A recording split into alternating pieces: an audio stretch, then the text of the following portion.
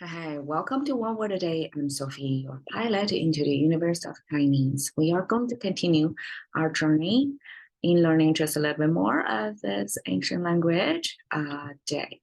Yesterday, we talked about 衣山不整, which is Chinese forward formation, kind of fancy way to say somebody's sloppy.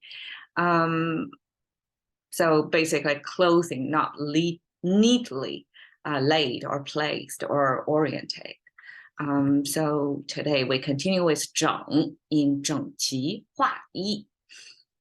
Okay, it's even more about tidiness or evenness. Okay, we have this tidy concept, 整, with this binding of a plant or crop in a bundle, tightly bundled space. So it's like confining, containing, bundling, disciplining together. And then the right is the three-finger hand symbol, holding something in hand. And that's kind of a disciplining effort to place, to force. If somebody is not verbally following or complying, then physically force them to comply with a certain practice. And then the result is to orient them toward the same goal or same formation.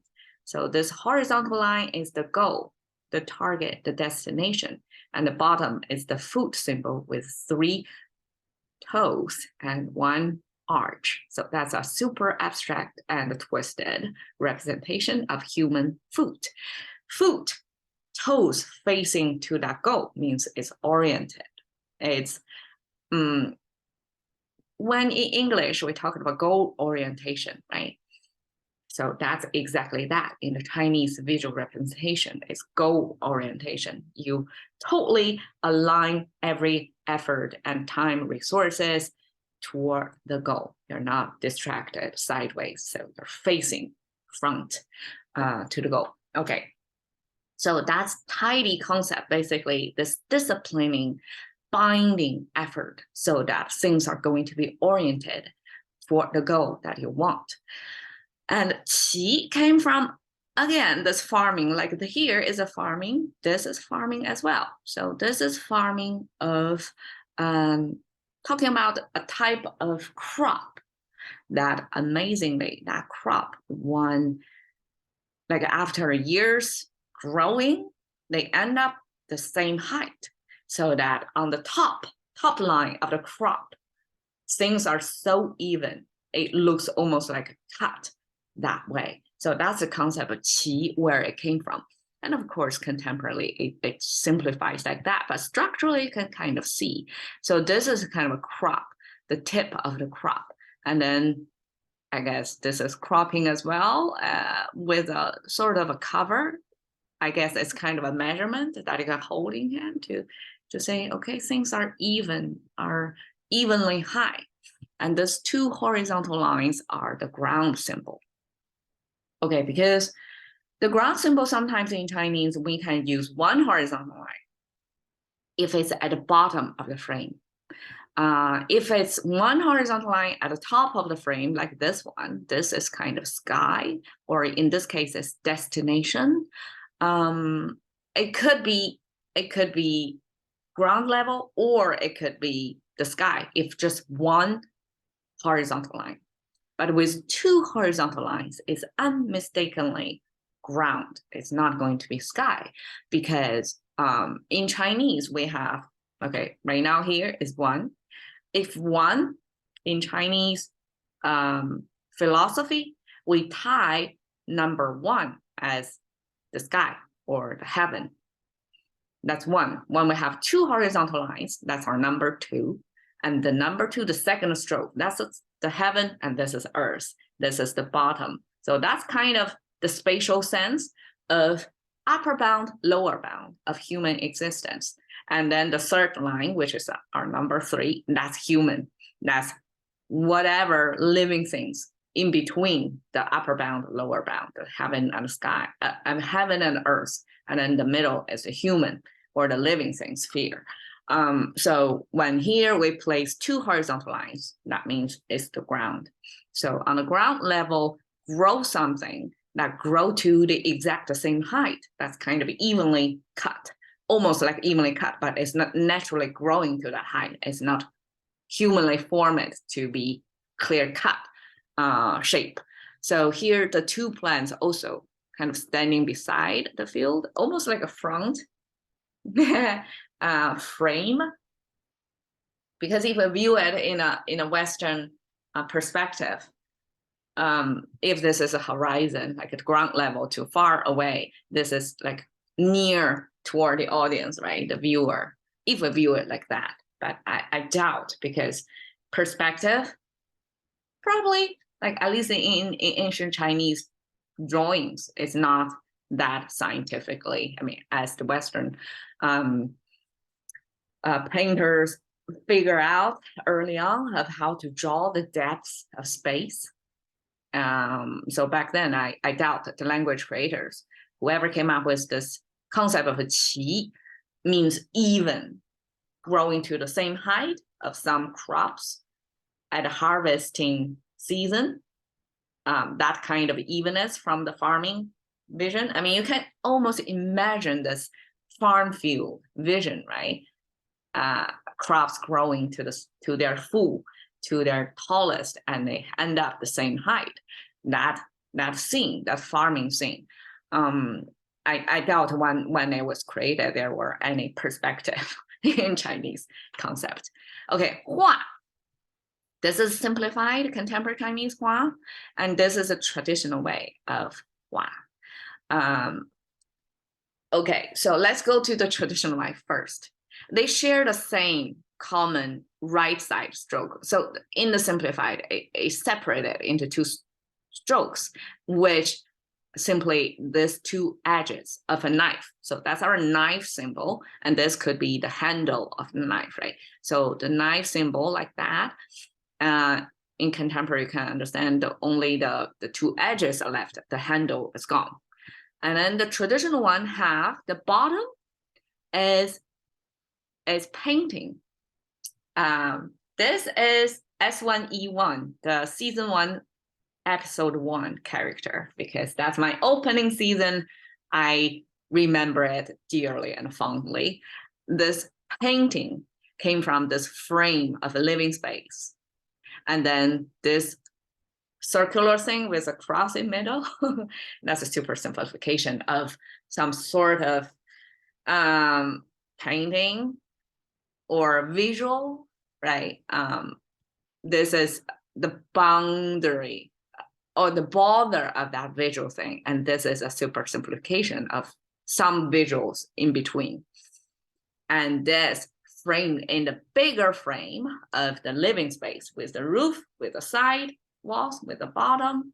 And that simply gives you a visual of how drawings or paintings are presented in your household. It's on your wall, and it's in the middle of your living space in this bigger frame, and within the smaller frame, something visuals going on. That's Chinese painting. And Chinese painting, not like when we talk about in English painting, it's a lot of times as oil painting, right? Layers of paints on them. But Chinese painting a lot of times is watercolor-ish painting, and a lot of times it's black and white, use simply black ink over a blank space, and with different shades of ink, like different density of ink, the variation of blackness. So they're just like here, we have it right here. That's the kind of Chinese painting. It could be quite, I don't know how to say this style. It's not a realistic representation, like a realistic painting as the Western painting. It's more of a level of abstraction. Like by looking at it, you can see it's branches as the blooms on the branches with leaves involved, the flowers involved, the twigs, right? All that shapes. You can see that, but it's not realistic. But it somewhat feel realistic to you, right? Amazing. So that's the type of Chinese painting in a living room. And the top is 3-finger hand symbol holding the brush, supposedly. So that's how you paint. So the whole left side is about making pictures. So you have the tool, the way to paint, and then you have the result altogether. It's some artistic creation process, right? And this paired with the knife symbol means you are creating some visuals that with the tool of kind of sharp-edged knife. So I would imagine it's kind of like carving, right? Wood carving or some sort of, permanent 2D space or 3D space shaping. So that's the kind of 画 initially. It means with a knife, you slice open some space, you carve out something. And contemporary Chinese here, with the same right side, that's knife, but the left side is 戈, is a type of weapon. And that weaponry, you can see this because it has kind of edges and shapes. This one paired with knife symbol. So knife is a weapon, 戈 is a weapon as well. Two weapons together end up to mean paddling effort. So I don't exactly know why knife paired with 戈, this kind of almost like a spear, and with some sharp edges, metal edges, right? That weaponry paired with knife means paddling in water. There's a sort of logic jump up there, but I guess the motion of paddling, instead of going through air, it's going through water. It's kind of a cutting through water, right? So you kind of use the resistance of water to propel yourself forward. So that kind of cutting through, I guess that motion kind of, you can imagine that corresponds to the use of weaponry, even if the weaponry use is probably on your enemy, on the body of your enemy, or through the air if you miss the target. But in any case, it's a kind of a motion, kind of a slicing it open, something like that. So slice the water open would be paddling. That's my way to explain it. But originally, this is about a painting artistic creation process. It involves this brush with painting, kind of looking like this, the background of our slide.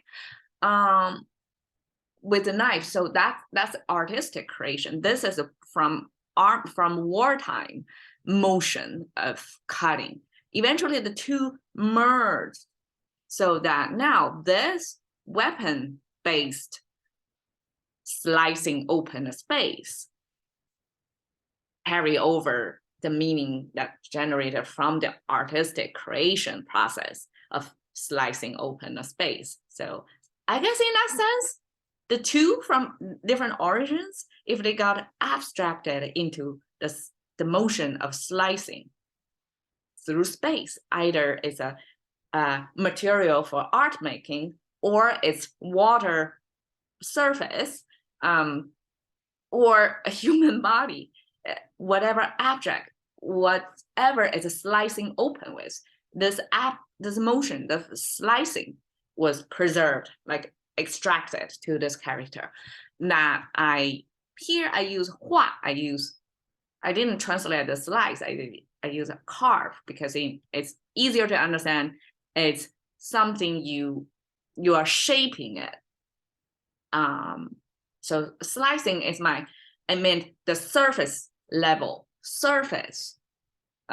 changing, but carve is more, it's more forming something in more depth, I guess. Okay, so 整齐划一, carve into one. That means, okay, you kind of can feel, right? This is tidying something, discipline, forming it so that it's even, as if it's carved into one piece, as if it's like come from one same cut.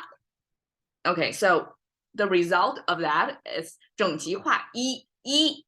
and I use that E as uni. Uni means one. That's a good corresponding, right? And this 整齐 and 划 all 齐 means even, evenly surfaced. And 整 and 划, both of them are kind of a formation, forming, shaping something to shaping. So it's a form. So this even and one is kind of a uni. And then, okay, one is uni, 整 and 划 is kind of shaping, so it's form. And the 齐 is the result, which is uniform. Ta-da! Okay. Okay, so this is an abstract photography that I want to show the sense of ripe crop in the field. So imagine each of these stems as the crop that grow to the same height. That's the origin of qi. That's how qi looks like, even if it's a kind of angled in a certain way that you don't really see everything evenly on the surface, but you get a sense of the top, the tip of this upward going structure are evenly stopping in the same plane, so to speak, in the space over here. If we layer imagined plane on top of it, it's sitting evenly. So that's the kind of a qi, and 整齐划一 simply means we try to shape something into a uniform. Uni height is only one dimension, but it could be any kind of formation. We shape it into the same, basically cut something from the same mold. So shape it in the same way. That's 整齐划一. Cash into the currency of thinking about one word a day with Sophie. See you another day.